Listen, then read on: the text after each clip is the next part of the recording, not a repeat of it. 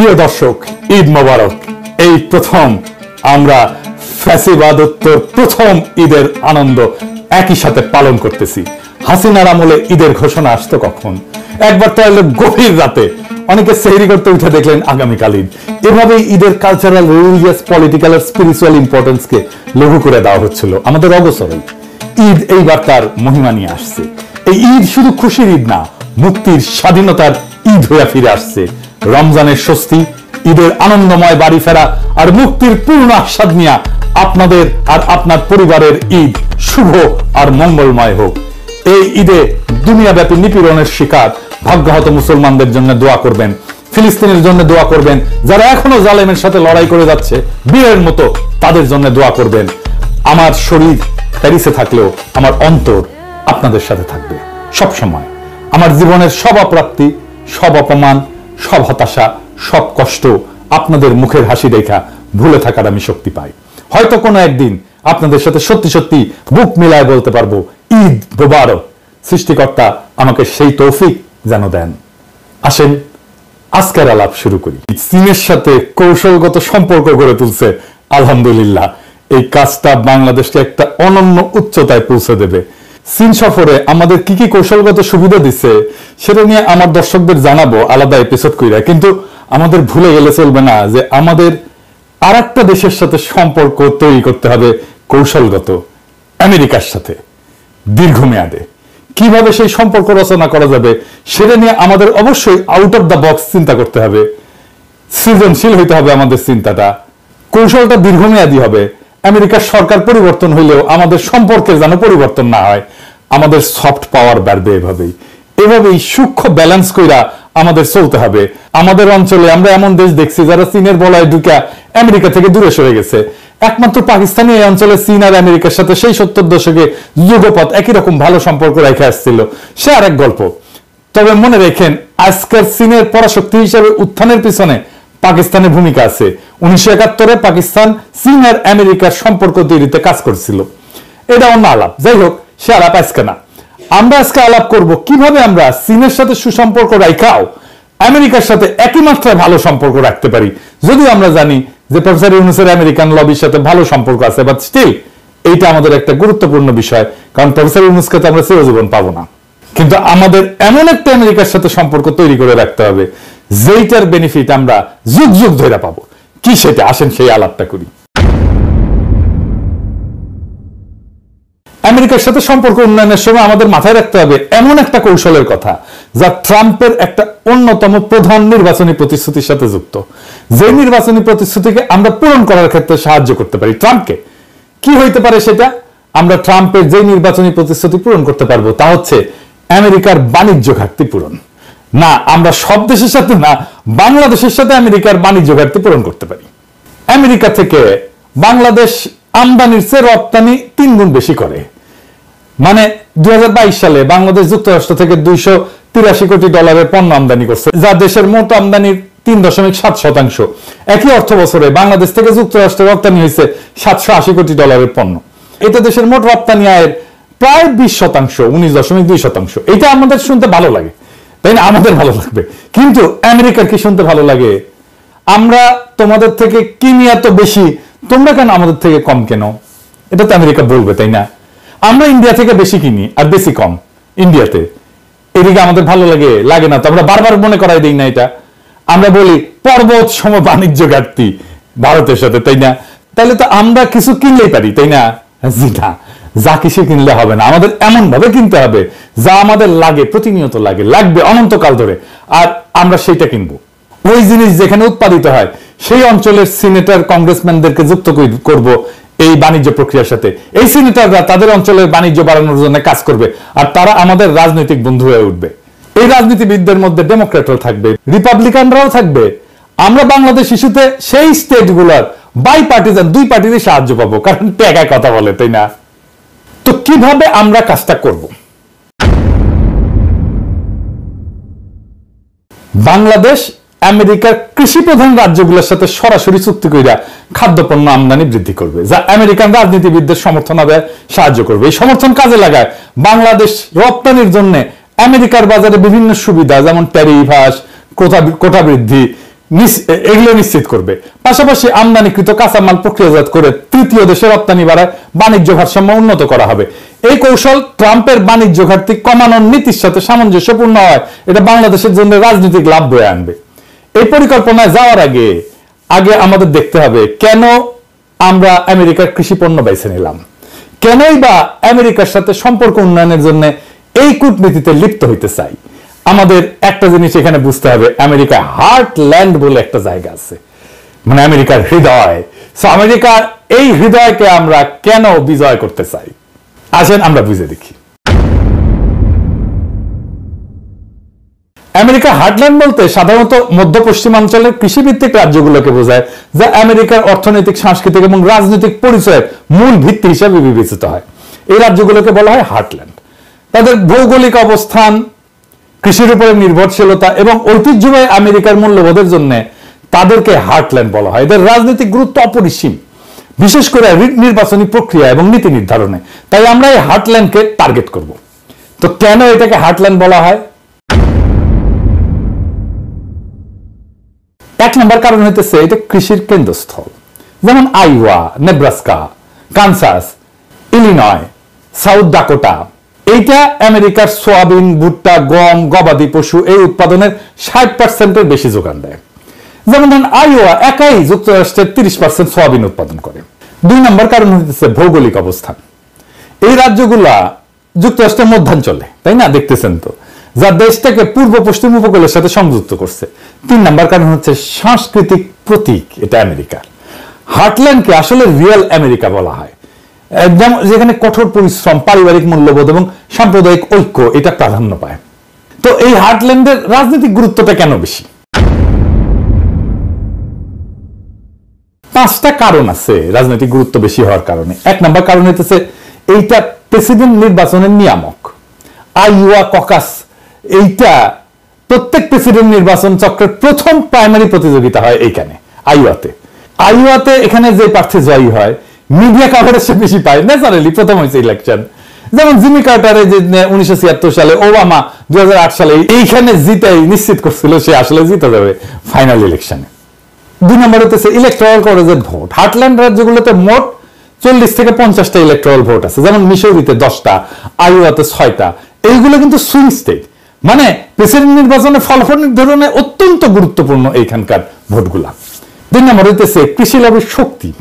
American Farm Bureau Federation, AFBF এবং National Corn Growers Association এর মতো সংগঠনগুলা কৃষি নীতি, তারপরে ভর্তুকি, বাণিজ্য চুক্তিতে সরাসরি প্রভাব রাখে মার্কিন নীতি নির্ধারণে। যেমন চীন মার্কিন বাণিজ্য যুদ্ধের সময় হার্টল্যান্ড সিনেটররা ট্রাম্পকে চাপ দিছিলেন যে সোয়াবিন রপ্তানির এই যে সমাধান করতে, দেখছেন। 4 নম্বর হচ্ছে এনার্জি নীতিতে প্রভাব এই অঞ্চলের। এরা ইথানলের উৎপাদন করে, ইথানল মানে মদ তৈরিতে লাগে আর কি। আইওয়া আর নেব্রাস্কা যুক্তরাষ্ট্রের 50% ইথানল উৎপাদন করে। আমেরিকার জ্বালানি নীতি তাদেরকে বাদ দিয়ে করতে পারে না। হার্টল্যান্ডের সিনেটররা প্রায় জ্বালানি মিশনে ইথানল ম্যান্ডেট আছে, যেমন এই যে রিনিউয়েবল ফুয়েল স্ট্যান্ডার্ড, এই সমস্ত বাধ্যতামূলক করার জন্য ভোট দেন। 5 নম্বর হচ্ছে বাণিজ্য নীতিতে প্রভাব। হার্টল্যান্ডের রাজ্যগুলো কৃষি রপ্তানির উপরে নির্ভরশীল, যেমন আইওয়ার 30% অর্থনীতি কৃষি সম্পর্কিত। তাই বাণিজ্য চুক্তি বা ট্যারিফ ইস্যুতে তাদের যে মতামত সেটা সরাসরি ওয়াশিংটনের সিদ্ধান্তকে প্রভাবিত করে। 6 নম্বর হচ্ছে সাংস্কৃতিক যুদ্ধের প্রতীক। হার্টল্যান্ড রাজ্যগুলো এগুলো রক্ষণশীল এলাকা। এইখানে যেমন ধরেন গর্ভপাত বিরোধী আইন, তারপরে বন্দুক অধিকার, ট্রাম্পের মতো প্রার্থীরা এইখানে এই যে সাইলেন্ট মেজরিটি তার সমর্থন পায়। এবারে এসে বুঝে দেখি একটা খুব ইন্টারেস্টিং জিনিস, হার্টল্যান্ডের 5টা প্রধান রাজ্য কি এবং তাদের প্রভাবগুলো কোথায় কোথায়। এডিটর সাহেব এটা একটু দেখান, এই যে প্রভাবগুলো। রাজ্যের নাম লিখবেন, তারপরে প্রধান পণ্য লিখবেন, রাজনৈতিক নেতা কে ওই অঞ্চলের প্রধান, আর প্রভাবের ক্ষেত্রটা কি। যেমন আইওয়া, প্রধান পণ্য কি? প্রধান পণ্য সোয়াবিন, ভুট্টা। এর রাজনৈতিক নেতা হচ্ছে চাক গ্রাসলি, সিনেটর। এইটা কোন কোন ক্ষেত্রে সে প্রভাব রাখে? যেমন কৃষি নীতিতে সে প্রভাব রাখে, ইথানল নীতিতে প্রভাব রাখে। তারপরে ধরেন নেব্রাস্কা, প্রধান পণ্য হচ্ছে গবাদি পশু, ইথানল। আর রাজনৈতিক নেতা হচ্ছে ডেভ ফিশার, সিনেটর, এই জ্বালানি নীতিতে প্রভাব রাখে। তারপরে ধরেন কানসাস, এটা গম, সিরিয়াল এগুলো উৎপাদন করে। এর প্রধান রাজনৈতিক নেতা হচ্ছে জেরি মোরান, এটা বাণিজ্য চুক্তিতে এটা প্রভাব রাখে। তারপরে ধরেন ইলিনয়, এটার প্রধান পণ্য হচ্ছে সয়াবিন, এইটার প্রধান রাজনৈতিক নেতা হচ্ছে ডিক ডারবিন, এটা ট্রান্সপোর্টেশন অবকাঠামোতে এটা ভূমিকা রাখে। তারপরে ধরেন সাউথ ডাকোটা, এটা গবাদি পশু, ভুট্টা, এটার রাজনৈতিক নেতা হচ্ছে জন থিয়ন, আর আদিবাসী নীতিতে ভূমিকা রাখে। হার্টল্যান্ডের সাথে বাণিজ্য কেন বাংলাদেশের জন্য গুরুত্বপূর্ণ হবে, আসেন এটা একটু বুঝে দেখি। হার্টল্যান্ড রাজ্যগুলোর সাথে বাণিজ্য বা কূটনৈতিক সম্পর্ক গড়ে তুললে বাংলাদেশ কয়েকটা সুবিধা পেতে পারে। এক, কৃষি আমদানিতে রাজনৈতিক সমর্থন পাইতে পারে। আইওয়া বা নেব্রাস্কার সয়াবিন, গম আমদানি বাড়লে তাদের সিনেটররা বাংলাদেশের পক্ষে ট্যারিফ হ্রাস বা জিএসপি পুনর্বহালের লবি করবে। তো এই জিনিসটা আবার একটা পুরাটা একটু সামারি কইরা দেখি একটু। তো আমরা তো দেখলাম যে কোন কোন আমেরিকান স্টেটের সাথে আমরা বাণিজ্য করবো, আর সেই বাণিজ্য উদ্যোগের সাথে কোন রাজনীতিবিদকে যুক্ত করব, সেটা তো প্রথমে আমাদের চিহ্নিত করতে হবে। এবং আমরা দেখলাম যে কৃষি প্রধান রাজ্যগুলো কি কি। আইওয়া, এখানে সোয়াবিন, ভুট্টা পাওয়া যায়।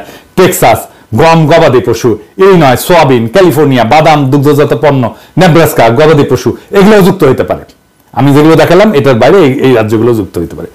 এই রাজ্যগুলো কৃষি রপ্তানির উপর নির্ভরশীল এবং তাদের প্রতিনিধিরা, সিনেটররা বাণিজ্য চুক্তির মাধ্যমে কৃষকদের স্বার্থ রক্ষায় সক্রিয়।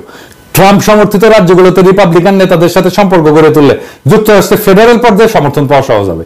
এই স্টেটগুলো প্রভাবশালী সিনেটরগুলো তো আমরা দেখলাম, নাম দেখলাম, শুনলাম। এর বাইরেও ধরেন টেক্সাসে টেড ক্রুজ আছে, ও কিন্তু রিপাবলিকান সিনেটর। আর জন কর্নিন আছে, সে রিপাবলিকান সিনেটর। নেব্রাস্কার ডেভ ফিশার, সে কিন্তু রিপাবলিকান সিনেটর। এরপরে আমরা করবোটা কি? আমরা স্টেট স্তরে চুক্তি এবং কূটনীতি শুরু করতে হবে। এর মধ্যে করতে হবে এমএউ সিগনেচার করতে হবে, মেমোরান্ডাম অফ আন্ডারস্ট্যান্ডিং। এই যে টার্গেট রাজ্যগুলো, সেটার সাথে দীর্ঘমেয়াদী চুক্তি করে গম, সোয়াবিন, ডাল ইত্যাদি আমদানি নিশ্চিত করা বাংলাদেশ আমাদের লাগেই। বাংলাদেশ প্রত্যেক বছর আইওয়া থেকে 1 মিলিয়ন টন সোয়াবিন আমদানি চুক্তি করতে পারে। তারপর করতে হবে রাজনৈতিক লবিং। আমেরিকান সিনেটরদের বাংলাদেশ সফরে আমন্ত্রণ জানাতে হবে এবং কৃষিখাতের সম্ভাবনা দেখাইতে হবে।